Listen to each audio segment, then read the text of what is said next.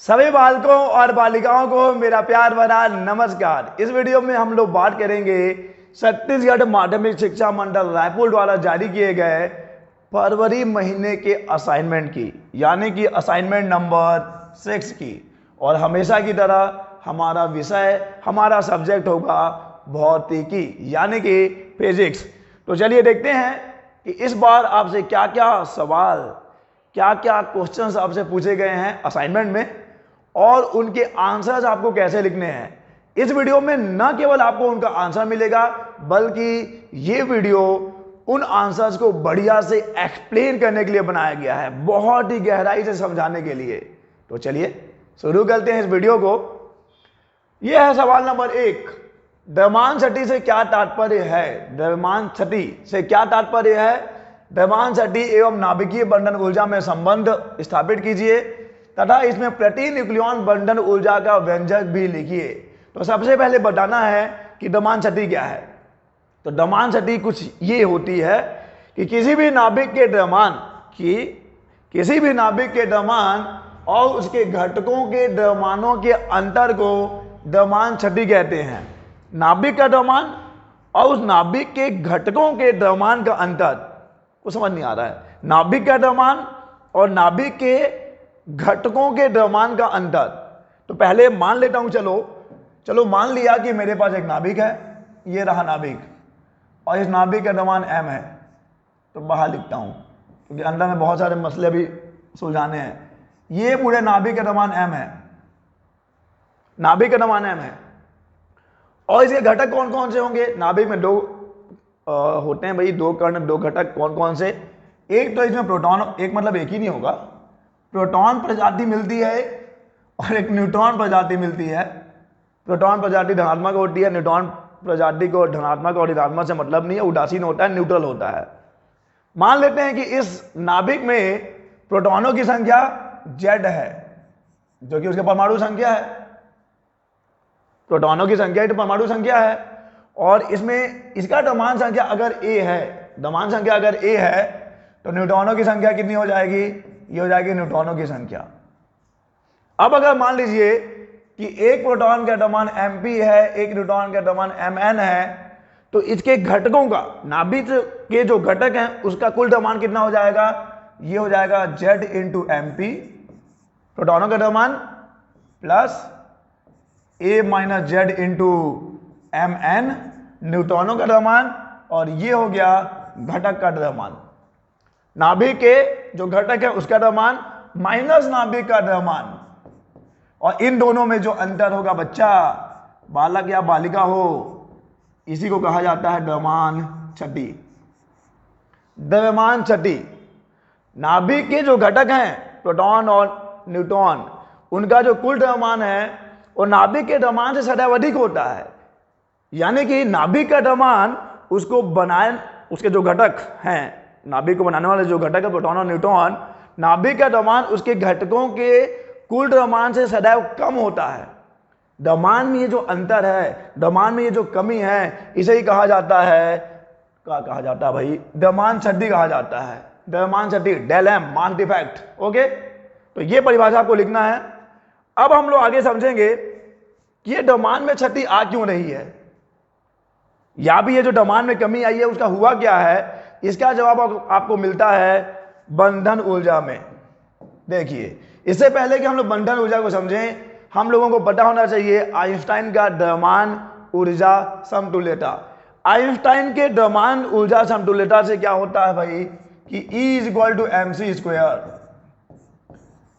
Einstein का द्रव्यमान ऊर्जा समतुल्यता ये कहता है कि द्रव्यमान को ऊर्जा में और ऊर्जा को द्रव्यमान में बदला जा सकता है। या फिर आप कुछ यूं समझिए कि द्रव्यमान और ऊर्जा दोनों एक ही सिक्के के दो पहलू हैं। एक ही सिक्के के दो पहलू हैं। द्रव्यमान को ऊर्जा में बदला जा सकता है और ऊर्जा को द्रव्यमान में बदला जा सकता है। और अब याद करो इस द्रव्यमान छठी को, इस द्रव्यमान छठी को याद करिए। देखिए, होता यह है कि जब प्रोटॉन और न्यूट्रॉन जो मिलकर नाभिक बनाते हैं, यही तो नाभिक के घटक हैं, जब प्रोटॉन और न्यूट्रॉन मिलकर नाभिक का निर्माण करते हैं, तो याद उनको आपस में झगड़े रहने के लिए, आपस में बने रहने के लिए ऊर्जा की आवश्यकता होती है। तो द्रव्यमान में जो कमी आती है ना, यही ऊर्जा में बदलता है।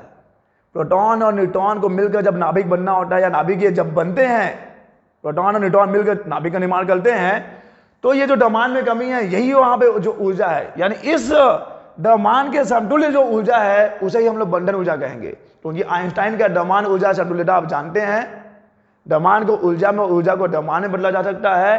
तो ये जो द्रव्यमान में कमी आती है ये ऊर्जा में बदल जाता है, और इस द्रव्यमान शक्ति के समतुल्य जो ऊर्जा है उसे ही बंधन ऊर्जा कहा जाता है, नाभिकीय बंधन ऊर्जा कहा जाता है। परिभाषा कुछ इस प्रकार है, समझिए, लिखना भी आपको यही है। जब कई न्यूक्लियॉन, प्रोटॉन और न्यूट्रॉन मिलकर नाभिक का निर्माण करते हैं तो नाभिक का द्रव्यमान सदैव न्यूक्लियॉनों के द्रव्यमानों के योग से कम होता है। ये मैं पहले बता चुका हूं। नाभिक का द्रव्यमान उसको बनाने वाले जो न्यूक्लियॉन्स हैं उनके द्रव्यमानों से के योग से सदैव कम होता है। द्रव्यमान की यह सटी संबंध, इस वाले संबंध की बात हो रही है, E=mc² के अनुसार ऊर्जा में रूपांतरित हो जाती है। इस ऊर्जा को नाभिकीय बंधन ऊर्जा कहते हैं, न्यूक्लियर बाइंडिंग एनर्जी। नाभिकीय बंधन, बांध के रखने वाला ऊर्जा, नाभिकीय बंधन ऊर्जा कहते हैं। इस प्रकार जब कुछ न्यूट्रॉन और प्रोटॉन यानी कि न्यूक्लियॉन मिलकर नाभिक का निर्माण करते हैं तो द्रव्यमान शक्ति के संगत ऊर्जा को नाभिकीय बंधन ऊर्जा कहते हैं। नाभिकीय बंधन ऊर्जा, तो क्या हो जाएगा नाभिकीय बंधन ऊर्जा? EB = B for binding energy, del M, यही द्रव्यमान तो कमी आई है ना, तो डेल mc²। यह है न्यूक्लियर बाइंडिंग एनर्जी, और इसी को लिखने की बात कर रहा है सवाल। नाभिकीय बंधन ऊर्जा में संबंध स्थापित करिए। तो आइंस्टाइन का द्रव्यमान ऊर्जा समतुल्यता समीकरण याद रखिए। ये जो द्रव्यमान में कमी आती है जिसे आप द्रव्यमान शक्ति कहते हैं, यही द्रव्यमान ऊर्जा में बदलता है, उसी ऊर्जा को कहा जाएगा नाभिकीय बंधन ऊर्जा। EB = del mc²। EB = del mc²। प्रकाश की चाल है, और ये वही वाला द्रव्यमान जो कम हो गया है, द्रव्यमान शक्ति है। और अब समझिए, अच्छा ये एक एडिशनल इंफॉर्मेशन है, अब चाहे तो आंसर में लिख सकते हैं, न चाहे तो न लिखिए। ओके, क्या है एडिशनल इंफॉर्मेशन? बंधन ऊर्जा के कारण ही, ये बंधन तो प्यार का बंधन है, यही तो ऊर्जा है भाई। बंधन ऊर्जा के कारण ही न्यूक्लियॉन नाभिक में बंधे रहते हैं। यदि नाभिक के न्यूट्रॉनों और प्रोटॉनों को परस्पर अलग अलग करना चाहें तो कम से कम बंधन ऊर्जा के बराबर बाह्य ऊर्जा देनी होगी। अगर आप चाहते हैं फिर से नाभिक को विघटित करना तो कम से कम आपको बंधन ऊर्जा के बराबर ऊर्जा तो देना ही पड़ेगा। ज्यादा दे सकते हो लेकिन कम से कम इतना ऊर्जा तो देना ही पड़ेगा। यानी कि आप कुछ इस प्रकार भी परिभाषित कर सकते हैं बंधन ऊर्जा को, नाभिकीय बंधन ऊर्जा उस बाह्य ऊर्जा के बराबर होती है जो किसी नाभिक को उसके घटक न्यूक्लियॉनों में अपघटित करने के लिए आवश्यक है। देखिए, पहले तो हमने ये बोला कि बंधन ऊर्जा किसके समतुल्य है? द्रव्यमान शक्ति का जो ऊर्जा बनेगा, जो द्रव्यमान में कमी आई है उसके समतुल्य जो ऊर्जा है वही नाभिकीय बंधन ऊर्जा है। उन्होंने एक कुर्बानी दी है न्यूक्लियॉनों ने मिलकर जब नाभिक का निर्माण किया है तो उन्होंने कुर्बानी दी है, द्रव्यमान की कुर्बानी दी है, और उस द्रव्यमान की कुर्बानी के बराबर जो ऊर्जा है वो बंधन ऊर्जा है। और अब आप चाहते हैं कि उनको फिर से अलग कर दिया जाए, विघटित किया जाए, तो आपको कम से कम उसके बराबर ऊर्जा देनी पड़ेगी। तो इसको भी हम लोग बोलेंगे कि ये क्या है? उस बाह्य ऊर्जा को हम लोग नाभिकीय बंधन ऊर्जा बोल सकते हैं जो नाभिक को पुनः विघटित करने के लिए आवश्यक है। चलिए आगे बढ़ते हैं। प्रति न्यूक्लियॉन बंधन ऊर्जा, प्रति न्यूक्लियॉन बंधन ऊर्जा किसी नाभिक से उसके एक न्यूक्लियॉन को, एक यानी एक, किसी नाभिक से उसके एक न्यूक्लियॉन को अलग करने के लिए आवश्यक औसत ऊर्जा को प्रति न्यूक्लियॉन बंधन ऊर्जा कहते हैं। अरे अगला सवाल नहीं, पहले ही देखो। तो प्रति न्यूक्लियॉन बंधन ऊर्जा क्या हो जाएगा? मैं EBN लिख रहा हूं, प्रति न्यूक्लियॉन बंधन ऊर्जा।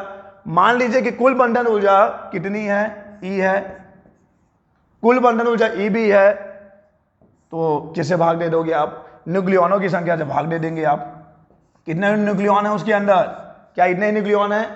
ए ही तो द्रव्यमान संख्या है, प्रोटॉनों की संख्या प्लस न्यूट्रॉनों की संख्या। तो EB is the binding energy. EB जो है कुल बंधन ऊर्जा है इन पूरे ए के लिए, तो एक न्यूक्लियॉन को अलग करने के लिए जितनी ऊर्जा की आवश्यकता है उसे ही हम लोग कहेंगे प्रति न्यूक्लियॉन बंधन ऊर्जा EBN EB अपॉन A, कुल बंधन ऊर्जा डिवाइडेड बाई न्यूक्लियॉनों की संख्या। तो जल्दी जल्दी करेंगे, वीडियो ज़्यादा लंबा नहीं होना चाहिए क्योंकि बच्चे भी इंटरेस्ट नहीं लेते हैं, भले से आप कितना भी ज्ञान पेल दो वीडियो में लोगों को शॉर्टकट चाहिए, लेकिन बच्चा जिंदगी में शॉर्टकट आपको सफलता का कोई शॉर्टकट नहीं होता। आप चाहोगे कि शॉर्टकट पहुंच जाऊं कहीं, पॉसिबल नहीं है। तो आप वेट करिए, समझिए, अगर समझना है तो कमेंट करिए कि सर समझ में नहीं आ रहा है, लेकिन टाइम तो दो, सामने वाले को समझाने का जितना ज्ञान उसके पास है उसको उड़ेलने का मौका तो दो। आप बहुत जल्दीबाजी में रहते हैं, फटाक से रेस्ट कर दिया, फटाक से भग गया, ये सब नहीं करना चाहिए। पहले देखिए, आप ध्यान से देखिए, पूरा ज्ञान आपको देंगे यार। चलिए, ये है क्वेश्चन नंबर 2, पीएन सन्डी डायोड किसे कहते हैं, कोई बड़ी बात नहीं है। दिए गए चित्र में बताइए ये एक्स क्या है, इसके परिपथ का चित्र बनाकर कैविटी समझाइए, फटाक से निपटा देंगे। देखिए क्या है, पहले समझिए पीएन सन्डी डायोड क्या है। तो ये परिभाषा लिखना कोई बड़ी बात नहीं है।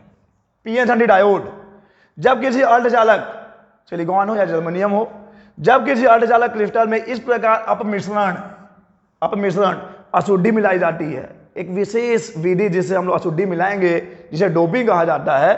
तो जब भी किसी अर्धचालक क्रिस्टल में डोपिंग के द्वारा अशुद्धि मिलाई जाएगी और इस प्रकार मिलाई जाएगी कि एक भाग यानी कि आधा भाग क्या बन जाए, पी प्रकार का अर्धचालक बन जाए। आपको मालूम है अर्धचालक 2 प्रकार के होते हैं, पी प्रकार का अर्धचालक, एन प्रकार का अर्धचालक। पी प्रकार का अर्धचालक कैसे बनेगा और एन प्रकार का अर्धचालक कैसे बनेगा, ये आपको पता होना चाहिए। पी प्रकार का अर्धचालक एवं आधा भाग एन प्रकार का अर्धचालक हो तो संपर्क पृष्ठ को जो 2 क्रिस्टल के 2 भागों में बांटता है पीएन संधि कहते हैं। जब भी एक अर्धचालक क्रिस्टल को हम लोग क्या करेंगे, ऐसे डोपिंग करेंगे कि उसका एक भाग, आधा भाग पी टाइप का सेमीकंडक्टर हो, आधा भाग एन टाइप का सेमीकंडक्टर हो। तो पी टाइप एन टाइप से जहां मिलेगा उस संधि को, उस ज्वाइंट को हम लोग नाम देते हैं पीएन संधि। ठीक है, और अब देखिए इस चित्र में ये क्या है, फाइंड एक्स। मेरी एक्स को भी ढूंढो, मेरी एक्स नहीं, आप अपनी एक्स को ढूंढिए, लेकिन पहले इस एक्स का पता लगाओ कि ये एक्स है क्या। जनाब इधर देखिए, ये इनपुट सिग्नल है जो एसी सिग्नल है, एक्चुअली में बदल रहा है ना, उसकी दिशा बदल रही है, ये इनपुट सिग्नल है। देखो पहले पॉजिटिव था फिर नेगेटिव हो गया, इसकी दिशा पॉजिटिव है, हाँ मैग्नीट्यूड चेंज हो रहा है इधर भी। आप कंफ्यूज नहीं होना बच्चा, कंफ्यूज नहीं होना है। इधर देखो, इधर मैग्नीट्यूड भी चेंज हो रहा है, यानी कि परिमाण भी चेंज हो रहा है और दिशा भी चेंज हो रही है। लेकिन इधर जो सिग्नल है, जो आउटपुट सिग्नल है, इसका केवल क्या बदल रहा है, केवल मैग्नीट्यूड बदल रहा है, लेकिन दिशा एक ही है जो कि धनात्मक है। और ये कौन सा सिग्नल, ये डीसी है, ये एसी है, यानी कि ये जो भी है, नहीं मालूम कौन है, ये जो भी है, ये एसी को किस में बदल दे रहा है, ये एसी को डीसी में बदल दे रहा है। और अब आपको याद आ गया होगा, चलो याद करें उन दिनों को जब तुम हमारे और हम तुम्हारे हुआ करते थे। ये लाइन मैं किसी और को बोलना चाह रहा था, ये आप लोगों के लिए नहीं है। एसी टू डीसी, ऐसा कौन सा डिवाइस है, कौन सा उपकरण है, तो इस उपकरण का नाम होता है डिष्टकारी, जिसे इंग्लिश में कहते हैं रेक्टिफायर। प्रत्यावर्ती धारा या विभव को डिष्ट धारा या विभव में परिवर्तित करने की क्रिया को तो डिष्टकरण कहेंगे, रेक्टिफिकेशन कहेंगे, डिष्टकरण कहते हैं। और इस प्रक्रिया में जो हमने उपकरण यूज किया है उसे डिष्टकारी कहते हैं। तो पता चल गया जनाब कि यह है कौन, यह डिष्टकारी है बच्चा, डिष्टकारी यानी रेक्टिफायर है ये। अब देखिए रेक्टिफायर का ये नामांकित चित्र है। ओके, कुछ नहीं होता है, समझ लो क्या होता है, जहां कुछ नहीं होता वहां सब कुछ होता है। ये है वो इनपुट, इनपुट नहीं इनपुट, ये है इनपुट एसी सिग्नल। और यहां पे आपको मिलेगा ये जो लोड है, निगत ऊर्जा मिलेगी जो इस प्रवृत्ति की होगी, यानी कि वो एक ही दिशा में प्रवाहित होगा। कैसे होगा अभी हम लोग वीडियो में समझ लेंगे। तो ये रहा प्राथमिक कुंडली, ये रहा द्वितीय कुंडली। ये तो एक्चुअली में प्राथमिक और द्वितीय कुंडली मिलकर, अच्छा कौन सा ट्रांसफार्मर है, ये हेरो ट्रांसफार्मर ही। कौन सा ट्रांसफार्मर है, यहाँ पे फेरों की संख्या ज्यादा है, यहाँ पे फेरों की संख्या कम है, यानी कि ये अपचाई होगा, स्टेप डाउन ट्रांसफार्मर है। द्वितीय कुंडली है ना भाई, फेरों की संख्या कम है, तो ये अपचाई ट्रांसफार्मर है। देखिए यहाँ पे डायोड D1 लगा है, यहाँ पे डायोड D2 लगा है। तो पहली बात तो ये एक्स क्या है, एक्स डिष्टकारी है, एक रेक्टिफायर है जो एसी को डीसी में बदलता है। ये उसका सर्किट है, सर्किट डायग्राम। अब देखिए ये प्रक्रिया कैसे होती है, कैसे काम करता है, बहुत ही सिंपल है, ज्यादा टाइम नहीं लगाएंगे। मान लीजिए कि इनपुट, जो इनपुट सिग्नल है उसके धनात्मक अर्ध चक्र में मान लो ये ऋणात्मक है, ये वाला सीधा ऋणात्मक हो गया, ये सीधा धनात्मक हो गया।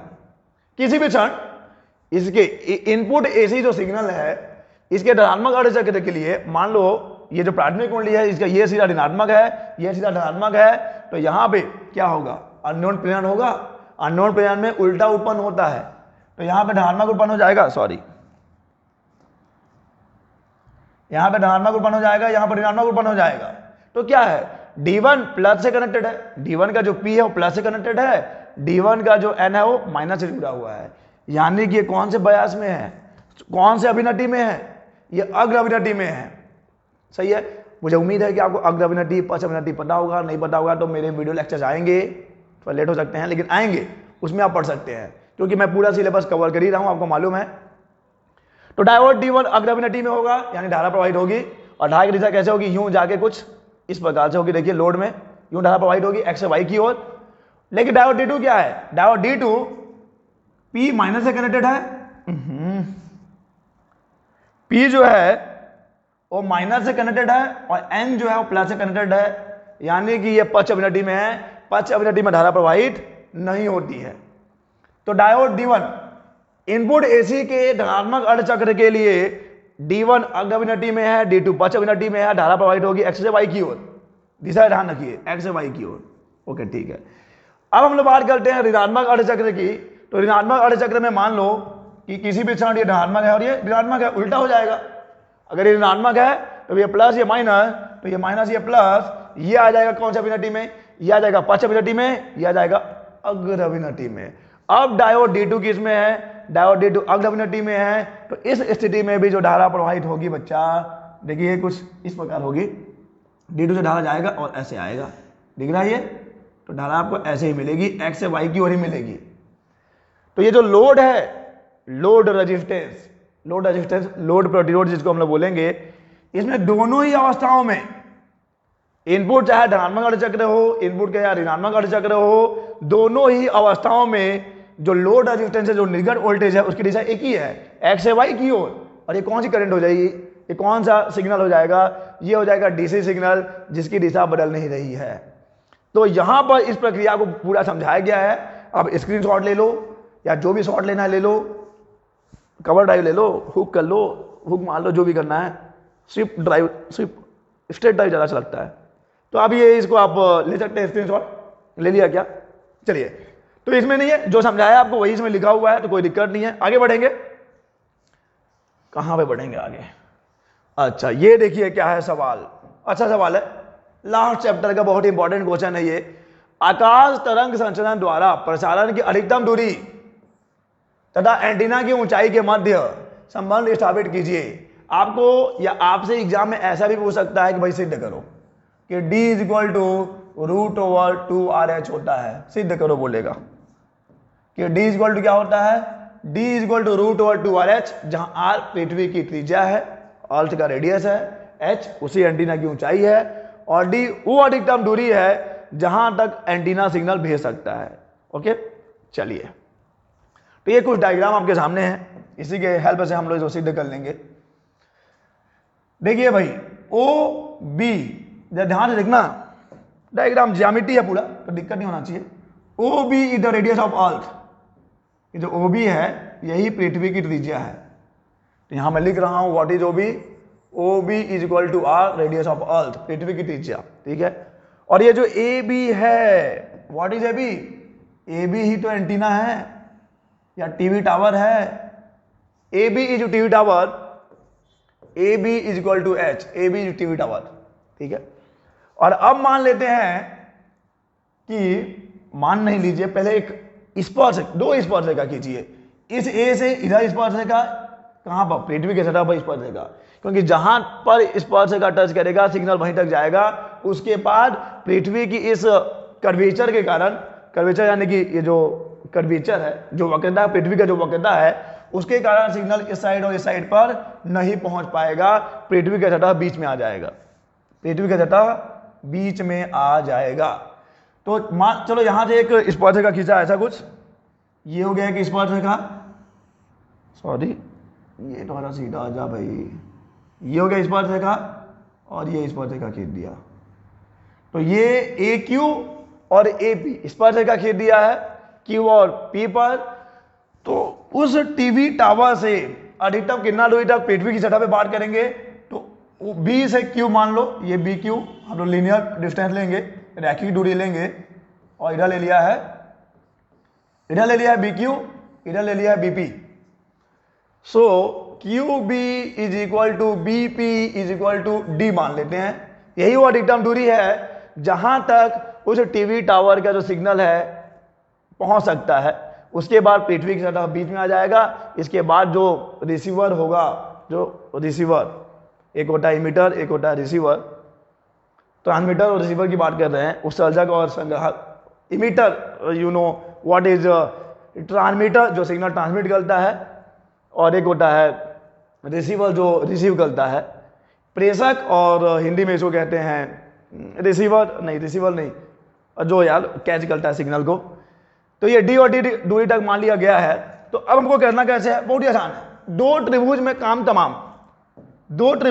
तमाम कर देंगे। ये हरा वाला त्रिभुज देखो पहले, ये हरा वाला त्रिभुज अभी आया नहीं अस्तित्व में, आने वाला है। ये हरा वाला त्रिभुज है, देख रहा है ये हरा वाला त्रिभुज यार, देखो हरा वाला तरबूज नहीं है, वैसे तरबूज का सीजन आ गया है, लेकिन वो आपको मार्केट में मिलेगा, यहाँ नहीं मिलेगा। ये त्रिभुज है हरा वाला। तो हम लोग कौन से त्रिभुज की बात कर रहे हैं, we are talking about the त्रिभुज एबीपी में, त्रिभुज एबीपी में लगा दो पाइथागोरस के प्रमेय, एक ही तो चीज जानते हैं हम लोग।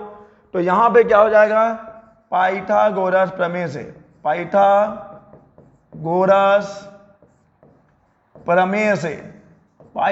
प्रमेय से, ओके। पाइथागोरस प्रमेय से क्या हो जाने वाला है, एपी का वर्ग इज इक्वल टू एबी का वर्ग प्लस कौन सा वर्ग, बीपी का वर्ग, एबी का वर्ग प्लस बीपी का वर्ग, सही है। एपी का स्क्वायर को एपी का स्क्वायर रहने दीजिए आप। एबी का स्क्वायर एक्चुअली में है क्या, एबी तो भाई ऊंचाई है, तो एच का स्क्वायर हो जाएगा। बीपी क्या है बता चुके हैं आपको, बीपी वही दूरी है जो सही नहीं जा रही है, दूरी सही जाए ना तो यहां तक सिग्नल जा पा रहा है।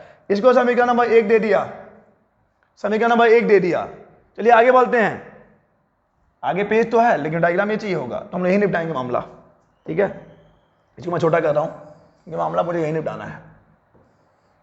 इतना तो विजिबल होगा, दिख ही रहा होगा आपको, पीडीएफ मिलेगा उसमें भी बढ़िया से दिखेगा, कोई दिक्कत नहीं है।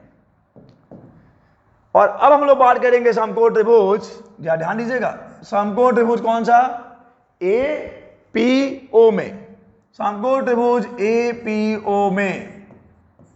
मैंने बोला ना दो त्रिभुज में काम तमाम, समकोण त्रिभुज एपीओ में, एपीओ ये 90 है, 90 के सामने विकर्ण होता है, तो लगा दीजिए पाइथागोरस प्रमेय। तो क्या हो जाएगा, एओ का वर्ग इज इक्वल टू एपी का वर्ग प्लस ओपी का वर्ग।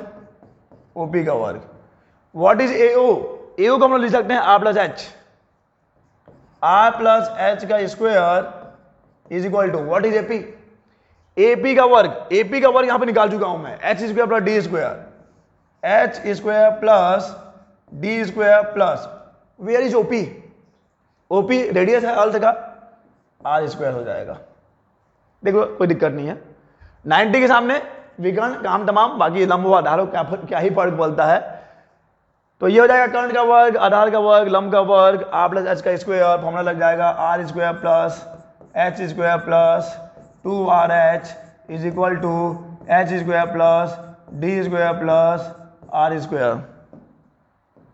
और यहां से देखिए आर स्क्वायर खत्म, एच स्क्वायर खत्म, तो D square is equal to आ जाएगा √2RH, सॉरी एक स्टेप आगे चला गया, D square is equal to आ जाएगा 2RH, यानी डी इज इक्वल टू आ जाएगा √2RH। 2 कांस्टेंट है, आर कांस्टेंट है, यानी कि जो दूरी है वो ऊंचाई के वर्गमूल के समानुपाती है। और यही तो संबंध है, यही तो संबंध है, जायज संबंध है। चलिए आगे बढ़ते हैं। इसी में एक आंकिक प्रश्न भी आपको दिया गया है, एक न्यूमेरिकल दिया गया है। क्या है भाई? किसी मीनार के शीर्ष पर स्थापित प्रेषक एंटीना, जिसको मैं बोल रहा था कि ये ट्रांसमीटर एंटीना होगा, प्रेषक एंटीना की ऊंचाई कितनी है? तो एच टी लिख देते हैं, टी फॉर ट्रांसमीटर। 32 मीटर का है भाई, ये 32 मीटर। अभिग्राही एंटीना की ऊंचाई कितनी हो जाएगी? दिया हुआ है हम लोग अभिग्राही, सॉरी, जिसको मैं रिसीवर चिल्ला रहा था ना, वो अभिग्राही एंटीना है। तो ये हो जाएगा H R for receiver 50 metre का है। LOS विधा में संतोषजनक संचार के लिए दोनों एंटीना के बीच की अधिकतम दूरी क्या है? बताना है कि मैक्सिमम कितना दूर हो सकते हैं ये एंटीना। रेडियस ऑफ ऑल्ट कितना है? 6400 किलोमीटर है। डन। चलिए कुछ इसकी बात हो रही है, इसको समझो। इस डायग्राम को समझ जाओगे ना तो ये आंकिक प्रश्न भी समझ जाओगे आप, क्योंकि कुछ रखा ही नहीं है। चलिए डायग्राम जूम किया। अभी आपको पढ़ाया था पीछे कि किसी भी टीवी टावर से अधिकतम आप कितना दूर जा सकते हो? बीच में अर्थ का कर्वेचर, पृथ्वी का वक्रता आ जाता है, जिसके पार सिग्नल नहीं जा पाएगा। तो ये रहा आपका ऊंचाई किसका? ये ऊंचाई है प्रेषक एंटीना की, जिसको नाम दिया HT, और ये ऊंचाई है अभिग्राही एंटीना की, जिसको नाम दिया है HR। प्रेषक एंटीना, अभिग्राही एंटीना। तो ये अधिकतम कितना दूर सिग्नल भेज सकता है?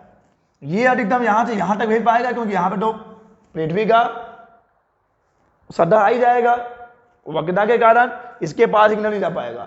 यानी कि ये उतना दूर पे होना चाहिए अभिग्राही एंटीना, ये उसका रिसीविंग पावर जो है क्षमता यहां तक आ पाए। तो मान लीजिए यहां से DT दूरी तक ट्रांसमिट कर सकता है, और ये अभिग्राही एंटीना DR दूरी तक उसको रिसीव कर सकता है। तो यहां से DT निकाल लो, यहां से DR निकाल लो। फॉर्मेट अभी बताया आपको कैसे निकालेंगे।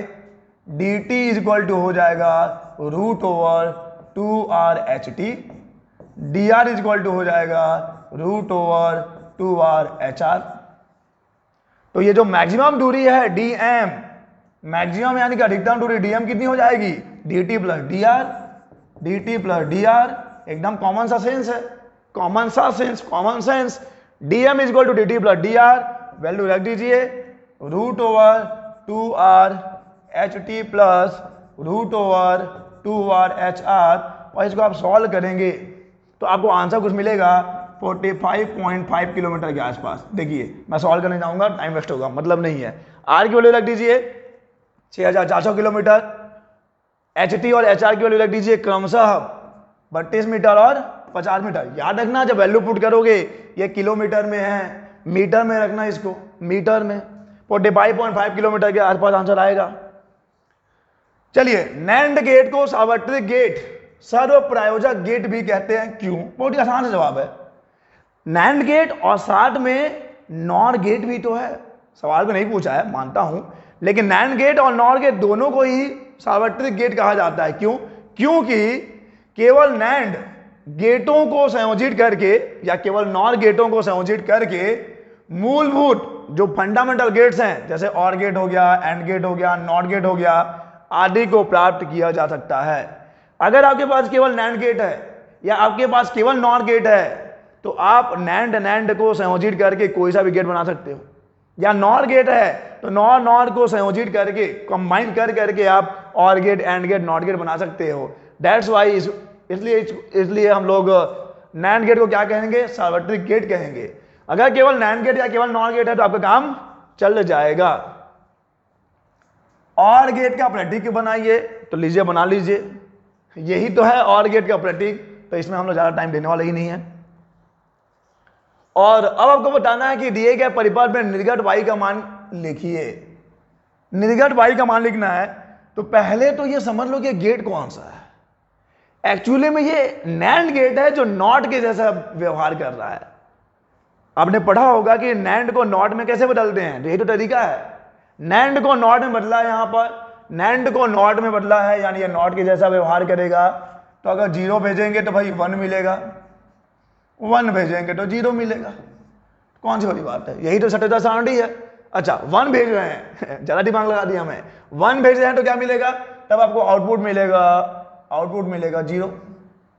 1 का आउटपुट 0 मिलेगा, क्योंकि ये नॉट गेट है जो नैंड गेट से प्राप्त किया गया है।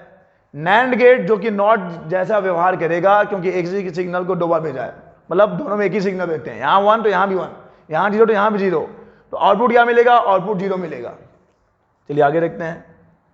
दो डायोडों का उपयोग करके द्विनिवेशी एंड द्वार का परिपथ चित्र बनाना है। ये चित्र आपके सामने है, एक डायोड D1 एक डायोड D2। कौन सा गेट है ये एंड गेट है। अच्छा से देख लो, जी भर के देख लो, आंखों में, नजरों में, दिल में बसा लो, भूलना नहीं है। चलिए आगे देखते हैं। और ये है, देखिए वैसे तो अगर हम लोग इस टॉपिक को बहुत अगर डीपली डिस्कस करेंगे तो इसके लिए आधा 1 घंटा चाहिए होगा। इसके बाद मैं शॉर्ट में इसको समझाऊंगा, आंसर इसमें आपको मिल जाएगा। उभयनिष्ठ उत्सर्जक ट्रांजिस्टर प्रवर्धक की कार्यविधि परिपथ आरेख बनाकर समझाइए। आपको समझाना है प्रवर्धक को कौन सी विधा में, उभयनिष्ठ उत्सर्जक ट्रांजिस्टर। तो पहले तो समझ लो भैया प्रवर्धक क्या है। प्रवर्धक क्या है, जिसको इंग्लिश में कहते हैं एम्पलीफायर। किसी भी सिग्नल की आवृत्ति बिना चेंज किए, मतलब आवृत्ति में परिवर्तन नहीं करना है, किसी सिग्नल की आवृत्ति में परिवर्तन किए बिना, यानी उसकी प्रकृति में बदलाव नहीं होना चाहिए। अगर मैं बोल रहा हूं तो मैं जो बोल रहा हूं, मैं जो जैसे बोल रहा हूं वैसे ही आप तक पहुंचेगा, लेकिन तीव्रता बढ़ा दी जाएगी। और तीव्रता कैसे बढ़ेगी, अगर मैं, चलो इसमें माइक से बोल रहा हूं, अगर उस पर स्पीकर है या बॉक्स है तो आपको आवाज बहुत तेज सुनाई देगा। क्यों? क्योंकि हमने एम्पलीफायर यानी कि प्रवर्धक का उपयोग किया है। इस सिग्नल को, जो मैं सिग्नल बोल रहा हूं, ये इनपुट सिग्नल हो जाएगा, इस सिग्नल को प्रवर्धित करने के लिए। तो करना क्या होता है, किसी भी तरंग की तीव्रता, सिग्नल की तीव्रता क्या होती है, उसके आयाम के वर्ग के समानुपाती होगी। तो हमको आयाम बढ़ाना है, आयाम बढ़ा दिया तो तीव्रता बढ़ जाएगा। किसी भी सिग्नल की आवृत्ति में परिवर्तन किए बिना इसके आयाम को बढ़ाना प्रवर्धन कहलाता है, तथा इस कार्य हेतु प्रयुक्त परिपथ को प्रवर्धक कहते हैं। जैसे कि मान लो कोई एक ऐसा सिग्नल है, कोई एक ऐसा सिग्नल है और हमको इसको प्रवर्धित करना है, तो इसका मतलब क्या होगा, ये रहेगा ऐसा ही लेकिन ऐसा हो जाएगा। ठीक है, तो अच्छा ये भी नहीं चल सकता है, ये ऐसा हो जाएगा। देखिए प्रवृत्ति एक ही है, प्रकृति एक ही है। ये नॉर्मल सिग्नल है और ये उसका प्रवर्धित रूप है, ये उसका प्रवर्धित एम्पलीफाई कर चुके हैं इसको हम लोग। तो एम्पलीफायर यानी कि प्रवर्धक एक ऐसा उपकरण है जिसे कि हम लोग क्या करेंगे, किसी भी सिग्नल के आयाम को बढ़ाते हैं। ओके, आयाम बढ़ाना प्रवर्धन कहलाता है, तथा इस कार्य हेतु हम लोग जो सिग्नल यूज करते हैं। चलिए आगे देखते हैं। प्रवर्धक का सिद्धांत क्या, समझ लो भाई। सिद्धांत समझ गए तो पूरी कार्यविधि समझ जाओगे। अगर आप सिद्धांत समझ गए तो पूरी की पूरी कहानी, पूरा कार्यविधि समझ जाओगे। सिद्धांत क्या, सिद्धांत ये है, ध्यान सुनना, एक लाइन का सिद्धांत जो पूरा एक पेज का आपको आंसर लिखने को पूरा एकदम काबिल बना देगा। प्रिंसिपल ऑफ एम्पलीफायर, ट्रांजिस्टर की प्रवर्धन क्रिया इस सिद्धांत पर आधारित है कि, ध्यान देना, किस सिद्धांत पर आधारित है कि आधार धारा में अल्प परिवर्तन होने पर, आधार धारा में अल्प परिवर्तन होने पर संग्राहक धारा में बहुत अधिक परिवर्तन हो जाता है। यस यस यस, बिल्कुल बिल्कुल, यही है सिद्धांत। आधार धारा में थोड़ा सा भी परिवर्तन होता है तो संग्राहक धारा में बहुत ज्यादा परिवर्तन होता है। आधार धारा में, सिद्धांत याद रखिए, सिद्धांत याद रहेगा तो आप बहुत ही आसानी से आप इसी कार्यविधि को समझ पाएंगे। सिद्धांत यही है कि आधार धारा में बहुत अल्प परिवर्तन होता है तो संग्राहक धारा में बहुत अधिक परिवर्तन हो जाता है।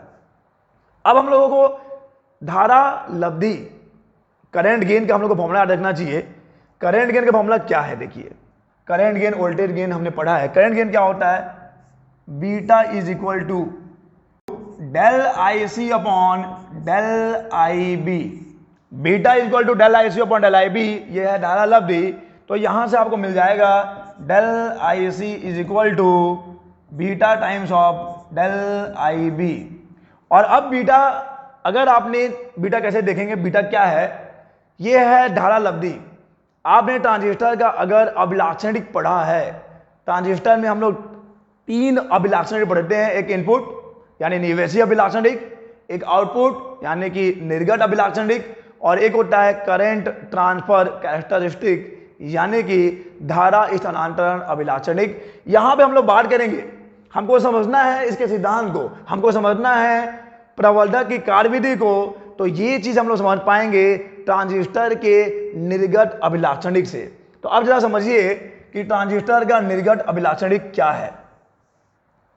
ट्रांजिस्टर का निर्गत अभिलाक्षणिक क्या होता है, अगर आप इसको समझ जाएंगे तो आप यहां से आसानी से इसके सिद्धांत को, इसकी कार्यविधि को समझ पाएंगे, फिर आपको ज्यादा मुश्किल नहीं होने वाली है।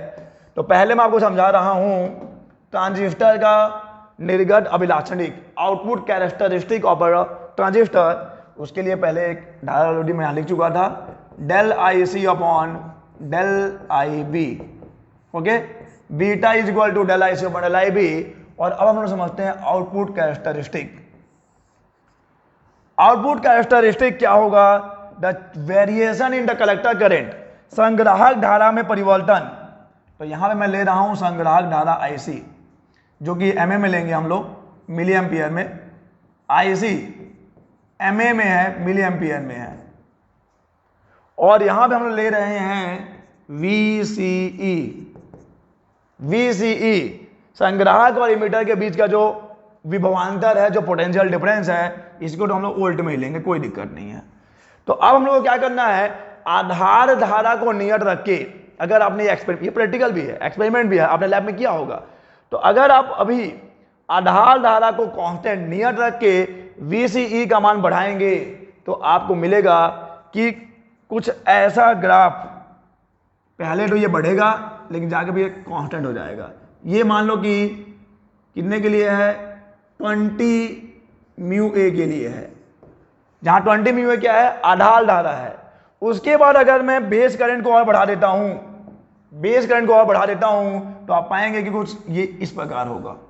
मान लीजिए कि इसको मैं अब यहां पे 40 म्यू ए कर दिया, वैसे ही करते करते आप चले जाते हैं। तो देखिए ये तो अलग से टॉपिक है, तो हम लोग इसको पूरा डिटेल में नहीं जाएंगे।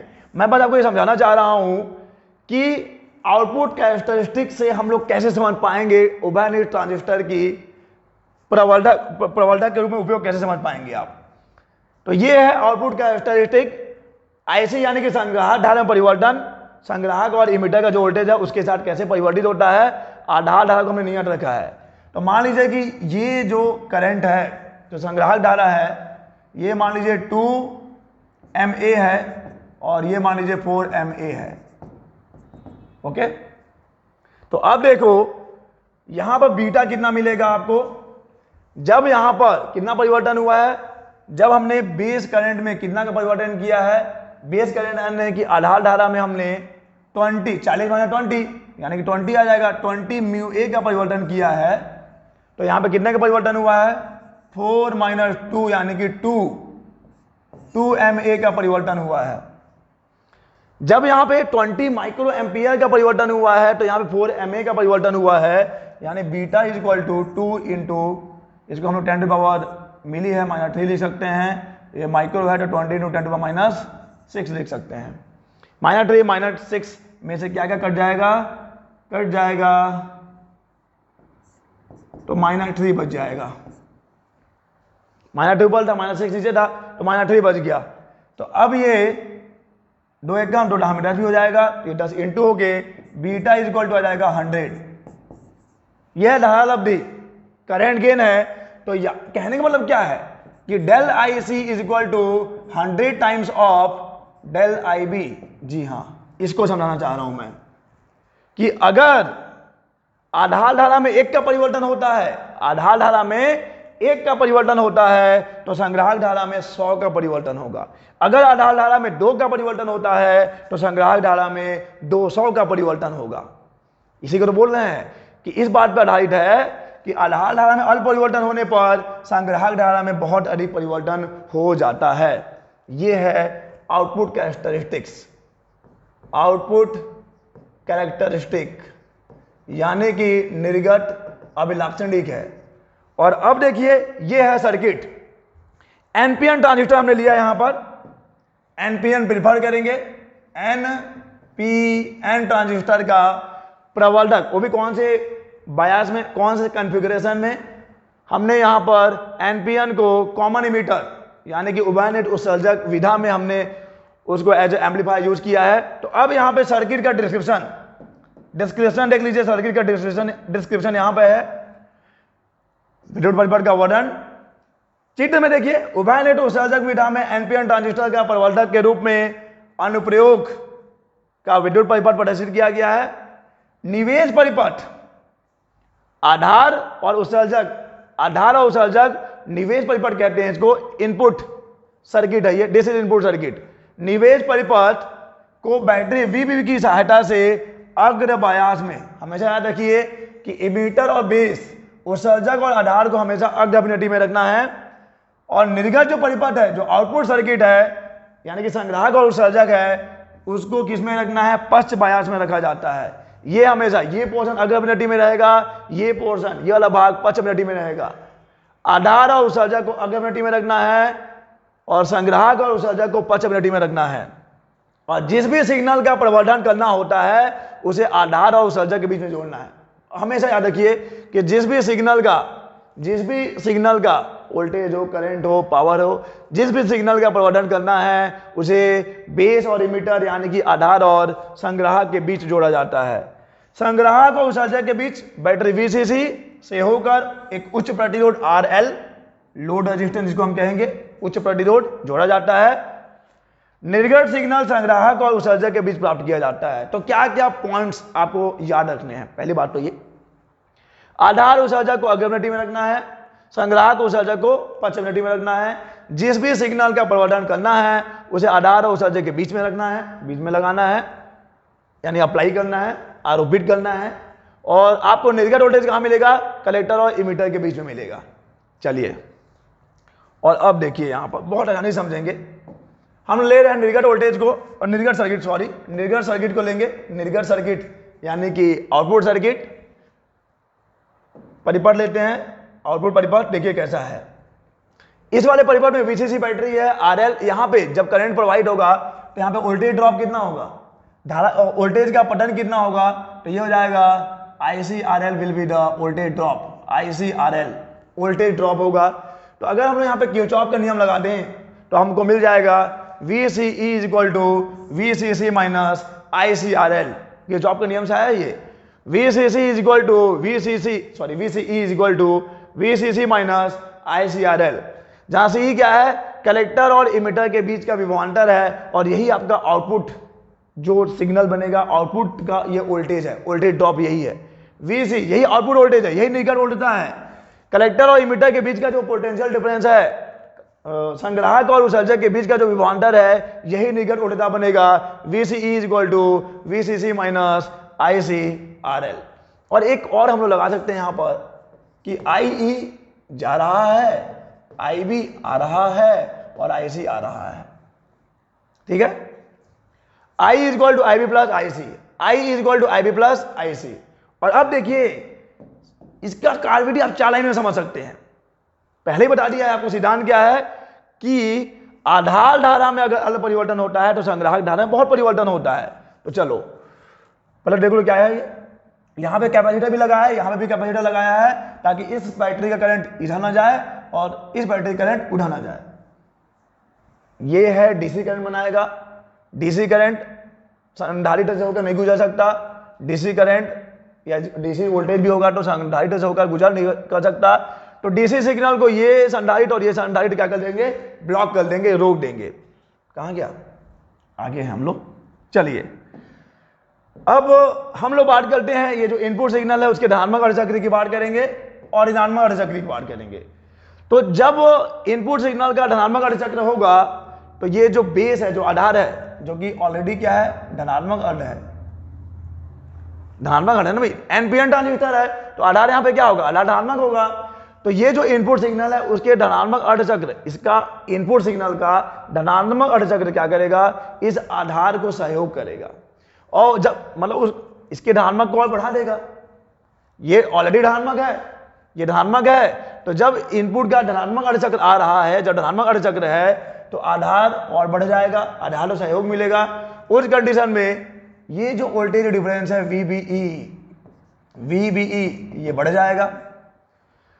आधार और धनात्मक हो गया ना, समझो ना आप बात को। आधार और धनात्मक हो गया है, जैसे B और E के बीच का पोटेंशियल डिफरेंस बढ़ गया है, और जब B और E यानी कि बेस और इमीटर यानी कि आधार और संग्राहक के बीच का विभवांतर बढ़ेगा तो ये जो इमीटर करंट है ये भी बढ़ेगा।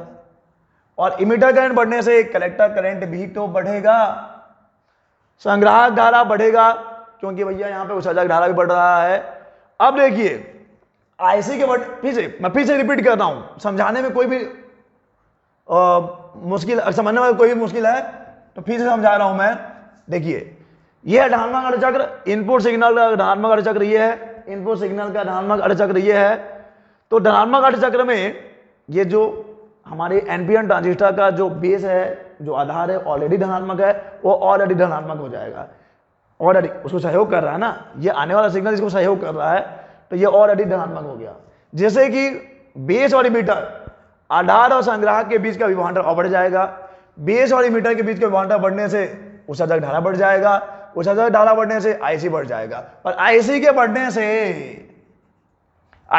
से यहां का पोटेंशियल ड्रॉप, विभवांतर ड्रॉप बढ़ जाएगा। और विभवांतर ड्रॉप ही तो बढ़ाना है। जब हम लोग कह रहे हैं प्रवर्धन हो रहा है, सिग्नल का प्रवर्धन हो रहा है, यानी कि वोल्टेज का ड्रॉप बढ़ रहा है, वोल्टेज ड्रॉप बढ़ रहा है, सही है ये, यानी कि विभवांतर का पठन ज्यादा होना चाहिए। जितना ज्यादा आईसीआर होगा उतना ज्यादा यहाँ पे पोटेंशियल का ड्रॉप होगा और उतना ही आपका सिग्नल वहां पे प्रवर्धित होगा। ओके, और अब यहाँ पे ये जो लंबा चौड़ा लिखा हुआ है, जो आप देखेंगे बहुत सारे बुक्स में लिखा होता है, ये बस ये बताने के लिए है कि इसके धनात्मक अर्धचक्र के लिए आपको ऋणात्मक मिलेगा और इसके ऋणात्मक अर्धचक्र के लिए ये धनात्मक मिलेगा। ये जो पूरा पैराग्राफ है बस यही समझाता है कि इनपुट के धनात्मक के लिए आपको ऋणात्मक मिलेगा और इनपुट के ऋणात्मक के लिए आपको आउटपुट धनात्मक मिलेगा। यानी कि इसको आप स्क्रीनशॉट ले लो, इसको आप आराम से लिखते हैं ना, अगर लिखने का मन हो तो एक बार देख लीजिए अच्छे से। उभयनिष्ठ उत्सर्जक परिपथ में निवेशित सिग्नल और निर्गत जो सिग्नल है विपरीत कला में होते हैं, यानी उनके बीच कलांतर कितना होता है, उनके बीच 180 डिग्री का फेज डिफरेंस, 180 डिग्री का कलांतर होगा। पॉजिटिव के लिए नेगेटिव मिला है, नेगेटिव के लिए पॉजिटिव मिला है, this is negative, this is positive. तो बस आपको यही समझाना था। जो पीछे पैराग्राफ है ये यही समझाने के लिए है कि पॉजिटिव के लिए धनात्मक मिलता है और नेगेटिव के लिए पॉजिटिव मिलता है। ओके, तो ये था आपका असाइनमेंट नंबर 6, जिसमें आपके से 5 सवाल पूछे गए हैं। काफी महत्वपूर्ण सवाल हैं, अच्छे अच्छे सवाल आपसे पूछे गए हैं। मैंने उनको यहाँ पे बहुत अच्छे से एक्सप्लेन किया है। अगर अब भी इन क्वेश्चंस में आपको कोई डाउट है तो नीचे कमेंट बॉक्स में कमेंट करो एंड मैं आपके लिए उन डाउट्स को क्लियर करूंगा, उनके लिए अलग से वीडियो बनाया जाएगा। चलिए, तो इस वीडियो में बस इतना ही। हम लोग मिलेंगे अपने अगले वीडियोस में, तब तक के लिए अलविदा।